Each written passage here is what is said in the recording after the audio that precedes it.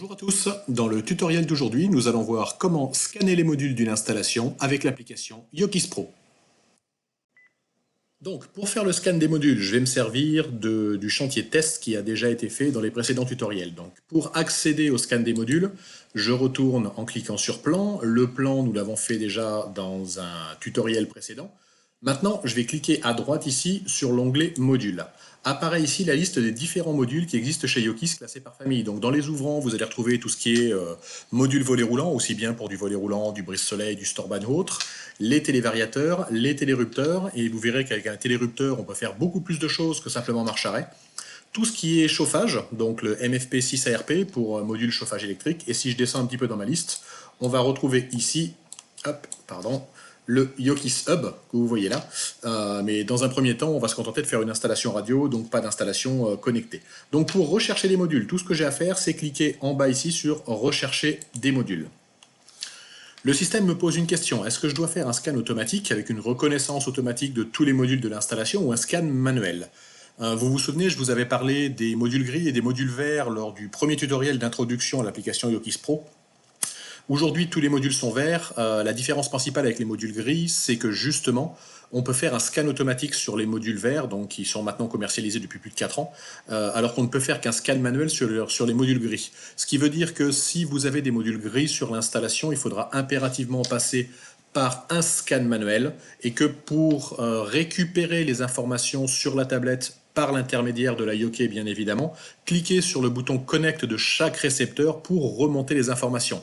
Dans notre cas, on a uniquement des modules verts, donc des modules qui peuvent être scannés automatiquement. Donc on part du principe que la valise, que vous voyez sur votre écran en bas à droite, tous les modules ont déjà été installés, ils ont été câblés et vous avez refermé l'intégralité des boîtes. Vous ne voyez aucun module sur la vidéo du petit écran en bas à droite, mis à part effectivement un télérupteur modulaire pour montrer qu'ils existent également en modulaire, mais partez vraiment du principe que vous n'aurez plus besoin d'accéder physiquement à aucun récepteur pour faire la suite du tutoriel.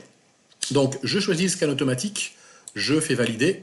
Et tout ce que j'ai à faire, c'est vérifier effectivement au niveau de mon écran ce qui se passe. Donc, est-ce que mes modules sont bien câblés et alimentés? Ça, il n'y a que vous qui pourrez le dire. Dans mon cas, oui. Ensuite, recherche de modules. Éteignez et rallumez 3 fois le disjoncteur de tête pour activer la reconnaissance des modules. Alors ça, le but, c'est quoi? Étant donné que je ne peux pas appuyer physiquement sur le bouton Connect d'un de mes récepteurs, il va falloir que je trouve une autre solution pour que ma clé puisse les récupérer. Donc le but, c'est de les mettre ce qu'on appelle en mode écoute. Donc je vais aller le faire maintenant.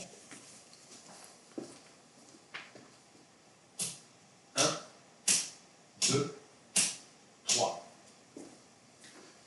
En faisant cette manipulation, j'ai mis tous mes récepteurs en mode écoute. Je ne sais pas si vous arrivez à le distinguer, mais vous devez avoir la petite LED qui est sur le télérupteur qui se met à clignoter. Ce mode écoute dure 30 minutes. Donc, c'est pas la peine de le faire sur le disjoncteur général. Si je suis sur une installation en rénovation, il y a certains appareils de la maison qui ne vont pas aimer. Par contre, je vous conseille de le faire tout simplement sur le ou les disjoncteurs qui alimentent les différents modules. Donc, celui des volets roulants de l'étage, celui des volets roulants du rez-de-chaussée, enfin, vous connaissez les installations électriques largement mieux que moi.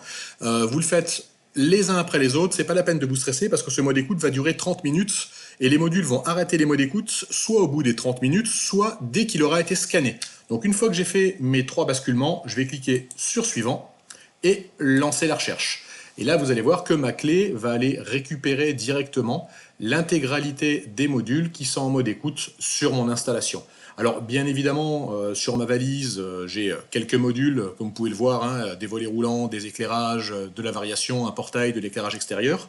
Le temps de cette partie scan va effectivement dépendre du nombre de modules que vous avez sur l'installation.